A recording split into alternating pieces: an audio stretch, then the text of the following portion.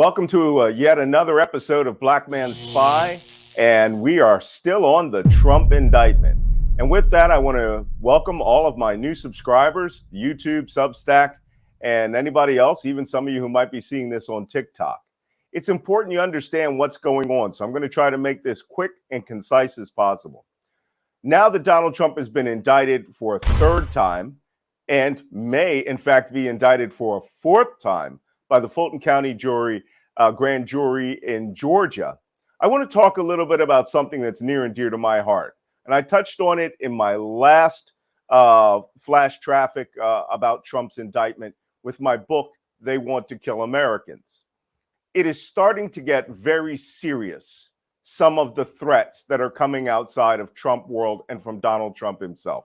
As a matter of fact, within 24 hours of being indicted, arrested, arraigned, and released to his lawyers, Donald Trump came out and made a direct threat, not only to the judge, the jury, but to the entire United States population.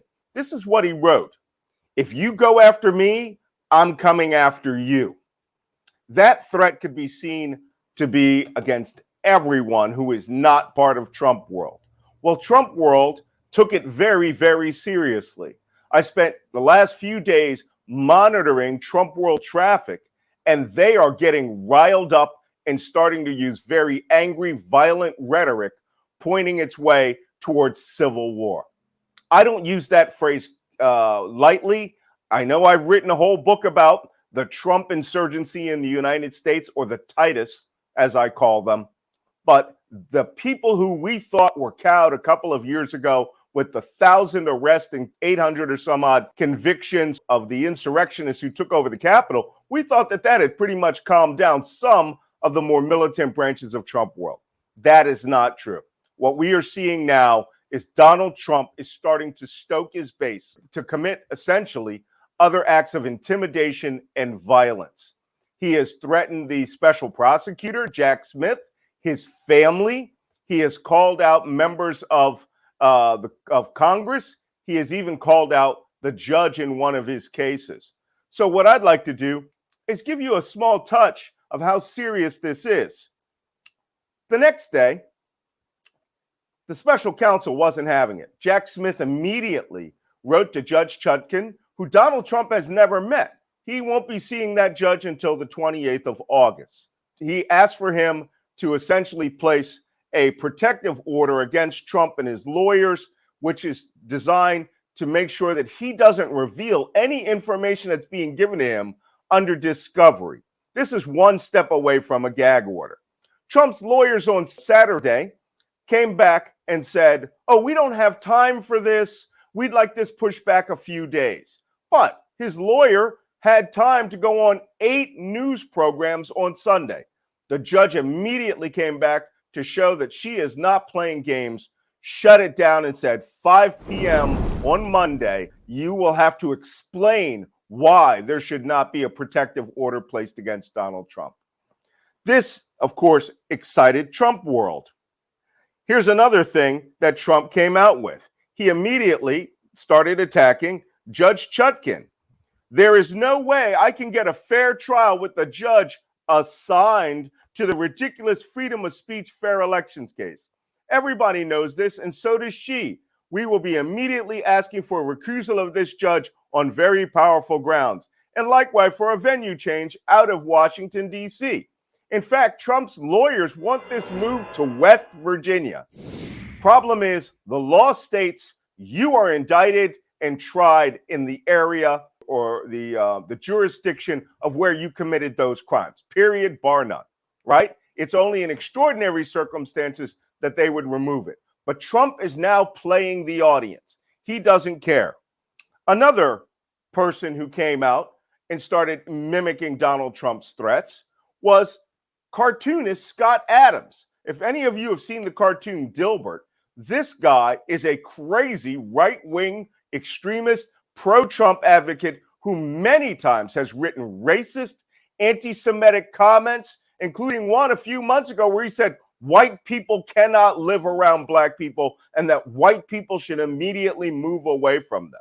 Well, this weekend, he came out and started amplifying another threat based on what Donald Trump said. He said, good fences make good neighbors. It's useful for Democrats to understand that if Trump spends a minute in jail on bullshit charges, all the rules are suspended.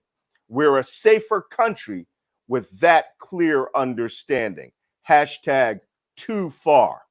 Here is a cartoonist who has millions of followers and was taken off of Twitter and has been reinstated by Elon Musk, essentially saying if Trump gets charged, then civil war. They are going to suspend all the rules in what many people call a world without rule of law. But what they're saying is rule of law only applies to everyone who is not a white Trump supporter, and that Donald Trump is above all laws. Judge Chutkan is not playing this game. She was cleared through the Senate 95-0.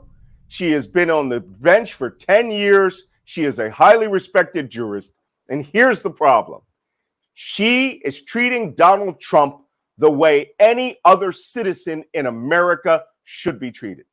What Donald Trump wants is a completely separate set of laws for him. And the laws that he wants are no laws. He feels that he should be able to rule as he wants. His biggest problem is he is not president of the United States. He has no authorities. He has no rights. He is just a regular schmo on the streets.